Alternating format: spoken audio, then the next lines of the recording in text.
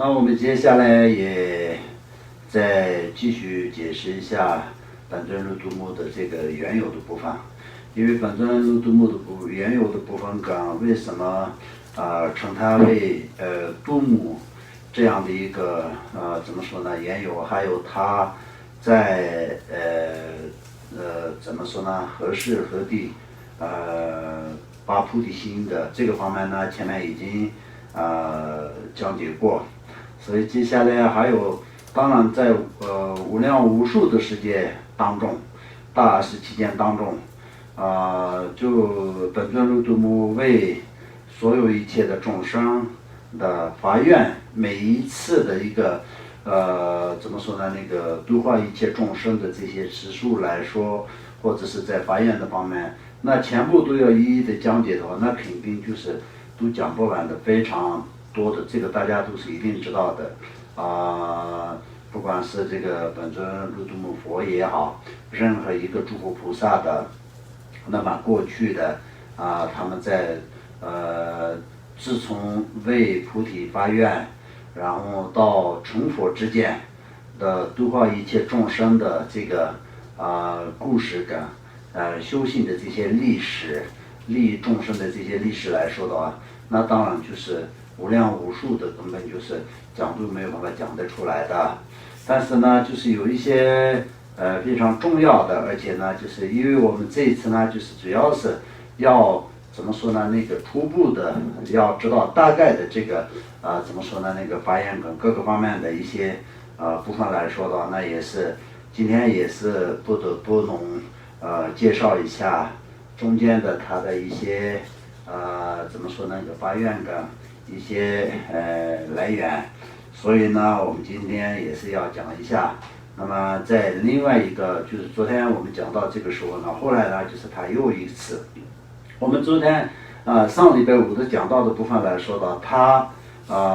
度化一切救度一切众生的那个发了这样的愿，然后让所有一切众生，因为他自己那一次当中呢，就是已经证悟空性，然后证悟就是很高的这种成就以后呢，就是让更多的众生能够可以就是了知怎么说呢那个这些道理，以及这个不要动不是在那个健身房，这里就是要好好的听课。如果是在健身房的，那就可以这样，就是上面这样左3次，然后这样右3次都可以。但是这里听课的时候，好好的在坐着，身语意3个要清净的，身体有身体的行为，跟身体有身体的那个听课的时候要有听课的怎么说呢需求。然后就是语言就是一样的，然后意也是一样的，这个身有意的这个效果一定要都达到，所以就这个方面尽量的话就不要动，不然的话就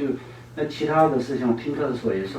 会有影响到。那我讲的时候也是你们在那边动来动去晃来晃去的时候也是会影响到，所以就这些方面大家一定要注意重视然后。那刚刚讲到哪里？就前面的部分呢，就是度化一切众生，他同时呢，就是在以这样的发愿以后呢，他又就是为了能够可以度化一切众生，把那些众生的这个怎么说呢意念把它那个引导在能够可以在众物方面的一些需要得到能力嘛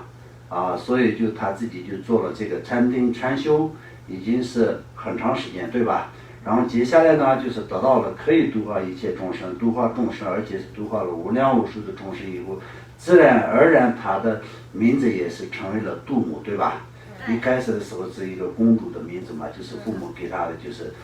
指挥月亮，然后最后就是变成度母嘛，对不对？然后呢，同时那个时候古音如来也是怎么说呢，加持他能够可以度化一切众生，同时也是预言说他在那个怎么说呢为得到佛果之前呢，就是一直不断的在度化一切众生，而且也是用这个度母这样的一个名字来度化一切众生，他也是有发了这样那个怎么说呢，给了一个这样的意愿嘛，对不对？好，接下来呢，另一个那个怎么说呢？时代也可以说是一个阿僧祇戒，一个戒。那么这个戒的名字呢，就是不大战胜戒，战胜就是那战胜听得懂吗啊？相当比如说一个修行人来说的，也是要战胜什么？战胜一切烦恼，就是这个战胜，听得懂啊？好，然后不大是佛的意思。这样的一个那个阿僧祇戒，就是也是一个非常圆满的一个怎么说呢？那个时代一个圆满的戒。